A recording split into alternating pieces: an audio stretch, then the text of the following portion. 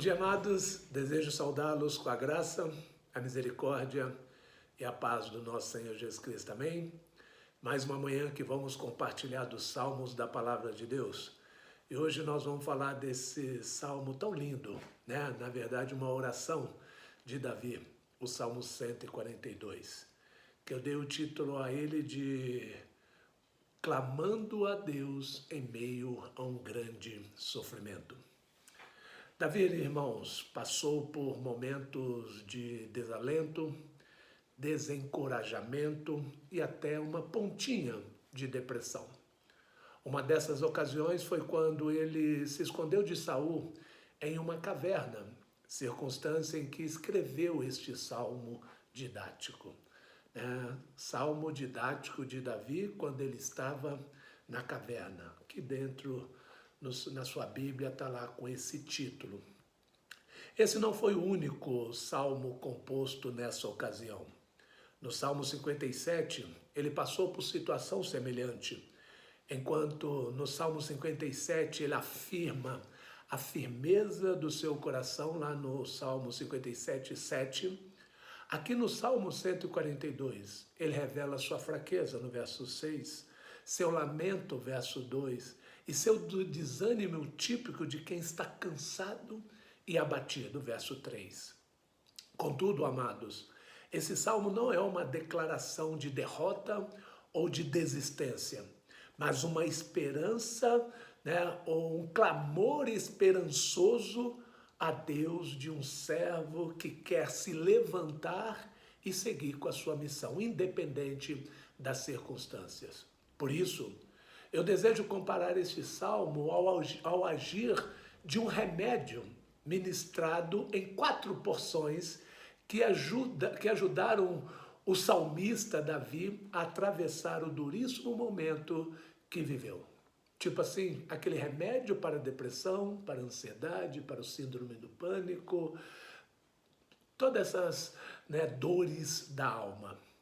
A primeira porção do seu remédio para lidar com aquela situação, aquela adversidade, foi o acesso a Deus na oração. Verso 1 e 2 diz: em alta voz clamo ao Senhor, eleva minha voz ao Senhor, suplicando misericórdia. Derramo diante dele o meu lamento, a ele apresento minha angústia.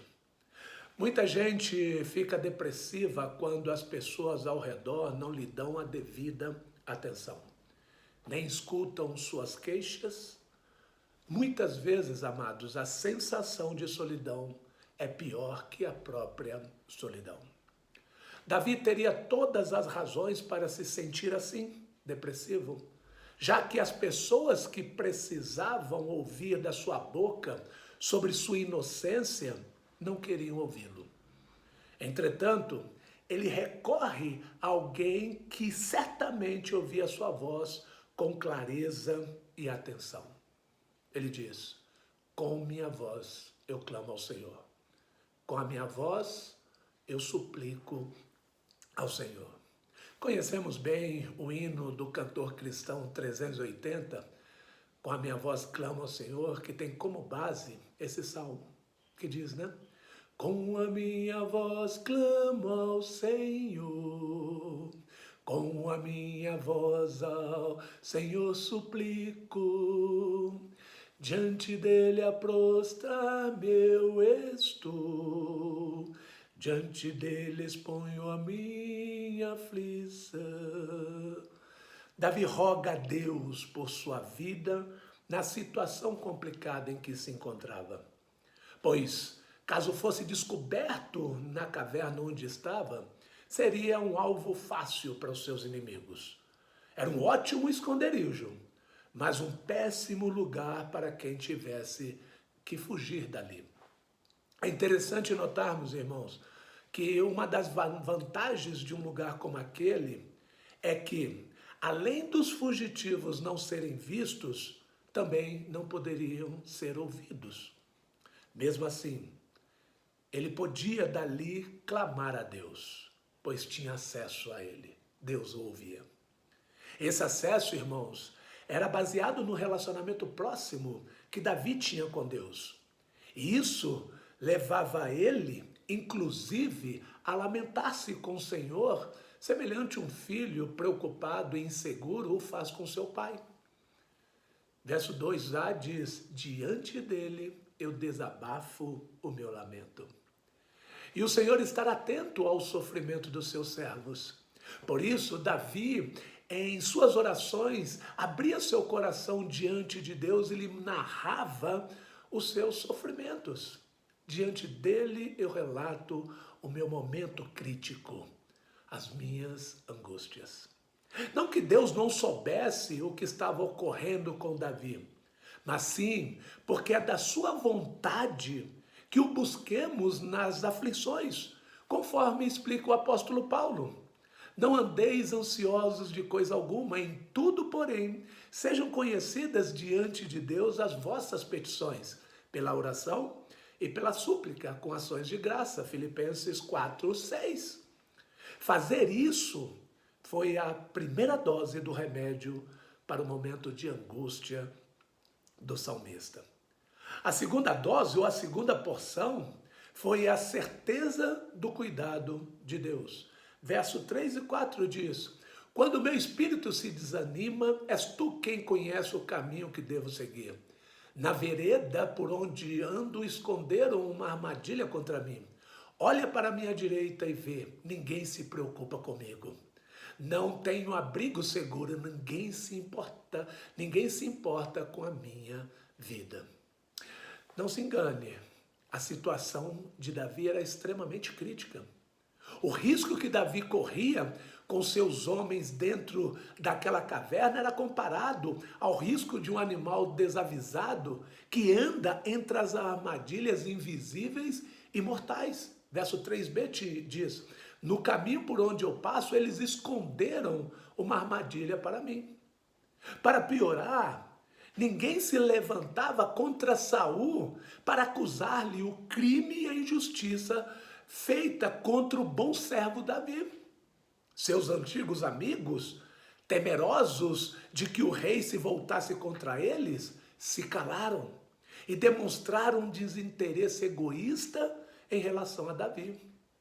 É o que ele diz no verso 4. Olha à minha direita e vê. Não há quem se importe comigo. Não tenho para onde escapar. Não há quem se interesse por mim. Não há quem se ajunte a mim na minha causa. Olhando para isso, dá para perceber que Davi não se sentia acuado apenas pela falta de esconderijos geográficos, mas pela falta de amigos que lhe abrigassem. Não é sem razão que o início do verso 3 expressa o grande desânimo que ele estava sentindo naquele momento. Como uma pessoa desanimada tende a tornar-se descuidada, muitos até desistem de tudo. Davi mantinha seu ânimo baseado no fato de que Deus não apenas escuta seus servos, mas o protege quando estão nessas circunstâncias. O início do verso 3 diz: ao desanimar em mim o meu espírito, tu cuidas do meu caminho. Saber disso foi uma dose fundamental para ele resistir ao desespero. A terceira porção foi a noção do poder de Deus. A terceira dose para lidar com a angústia que Davi estava sentindo era a noção do poder de Deus. É o que diz o verso 5 e 6. Clamo a ti, Senhor, e digo: tu és o meu refúgio, és tudo o que tenho na terra dos viventes. Dá atenção ao meu clamor, pois estou muito abatido. Livra-me dos que me perseguem, pois são mais fortes do que eu. Vários pacientes ficam curados simplesmente por acreditar no efeito de um remédio, mesmo que ele apenas pareça uma medicação. Os médicos chamam isso de efeito placebo. Uma das coisas mais esquisitas sobre o corpo humano é o efeito placebo. É uma capacidade de se curar tomando remédio de mentira, pílulas de açúcar ou farinha. Se isso vale para um tratamento aparente? Imaginem como age quando você tem a noção do poder que tem o Senhor soberano. Isso só serve para quem conhece a Deus de fato. Mas Davi, sendo um servo de Deus, de verdade, o conhecia. Por isso, ainda que estivesse no melhor refúgio que pôde encontrar, sua confiança não estava na caverna, mas em Deus. Ó Senhor, eu clamo a Ti, Tu és o meu refúgio. Início do versículo 5. Irmãos, o poder para lidar com as nossas dores não estão nas circunstâncias ou nos recursos que o mundo oferece. Ajudam, mas não resolvem. O que resolve é o Senhor.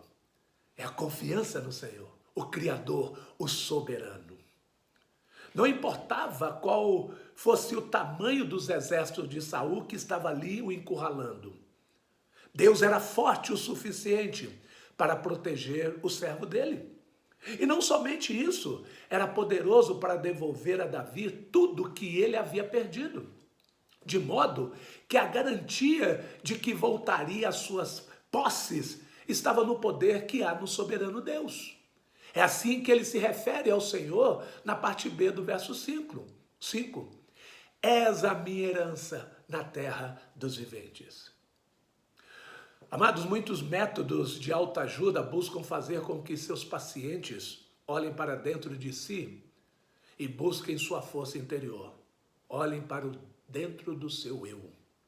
Fazem com que eles acreditem em si, tenham poder em si mesmo, recordando de coisas boas que fizeram no passado, levando-os a crer que podem atingir tudo o que quiserem. Fazem com que repitam para si, sim, eu posso. Yes, I can. Faz-me lembrar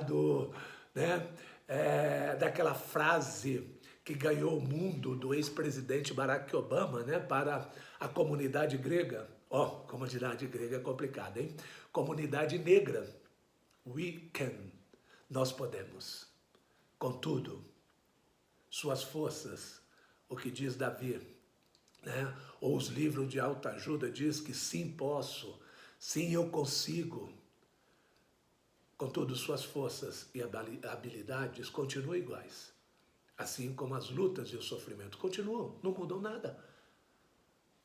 Davi seguiu outro caminho. Em lugar de buscar forças em si e de acreditar que poderia superar o inimigo com suas forças, ele reconheceu suas fraquezas.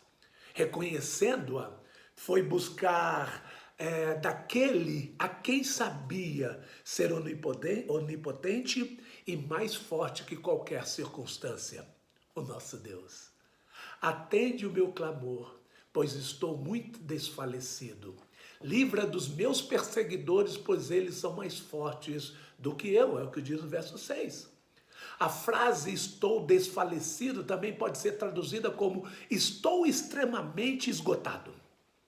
Esse reconhecimento fez com que Davi se lançasse nos braços do Senhor, com plena confiança de que o poder de Deus é ilimitado e ele usa no benefícios dos seus. Apenas saber disso faz com que, pela fé, qualquer esgotamento comece a ceder. Qualquer angústia começa a ceder. Qualquer estado de depressão começa a ceder. A última porção do remédio que o ajudou a atravessar um momento duríssimo foi a intenção de servir a Deus. Verso 7. Liberta-me da prisão e renderei graças ao teu nome. Então os justos se reunirão à minha volta por causa da sua bondade para comigo. Davi não entregou os pontos, nem ficou culpando o Senhor por suas adversidades, usando isso como pretexto para não cumprir com as suas responsabilidades diante de Deus. Fazer a vontade de Deus. Ao contrário, um fator que o ajudou foi manter acesa a chama do seu desejo de lutar na causa divina. Assim, seu desejo era sair dali vivo e anunciar as grandezas do Senhor, tornando a adversidade um testemunho. faze com que eu saia da prisão, para que eu possa proclamar o teu nome. Se seu primeiro objetivo é anunciar a palavra de Deus, seu segundo intento é buscar santificação. Por isso ele declara ao Senhor que, livre da caverna e da perseguição, ao que ele chamou de prisão, ele faria todo o necessário para conviver com pessoas tementes a Deus, os justos. Os justos me rodearão quando tu me beneficiares. Diferente de Saul, que, assessorado por homens maus, agiam plenamente conforme a sua própria maldade. Deve-se observar aqui, amados, que Davi não fala disso como uma simples eventualidade na sua história, mas como um objetivo a ser perseguido e produzido em um zelo perante ao Senhor. Desse modo, a manutenção desses objetivos de vida agiram como a dose final para o desespero que sentia na escuridão na caverna, ou na escuridão de uma caverna. Servirei ao Senhor quando Ele me libertar daqui. Estarei em comunhão com os meus irmãos. Muitos crentes hoje em dia vivem desesperados e depressivos. Muitas vezes isso ocorre por razões egoístas, orgulhosas e falta de contentamento e gratidão. Mas, em outras vezes, tudo se deve à dureza dessa vida e aos ataques dos inimigos, dos servos do Senhor. Infelizmente, enquanto os consultórios se enchem de crentes sem esperança, poucos olhos se voltam para as verdades de Deus em sua palavra e para o amor e comunhão que há por meio de Jesus. Quem dera os crentes confessassem e confiassem e buscassem mais a Deus. Quem dera mantivessem vivos seus objetivos e responsabilidades no corpo de Cristo. Tenho certeza que seu desânimo se estilhaçaria em centenas de pedaços. Iriam ser quebrados em várias centenas de pedaços. Vamos orar?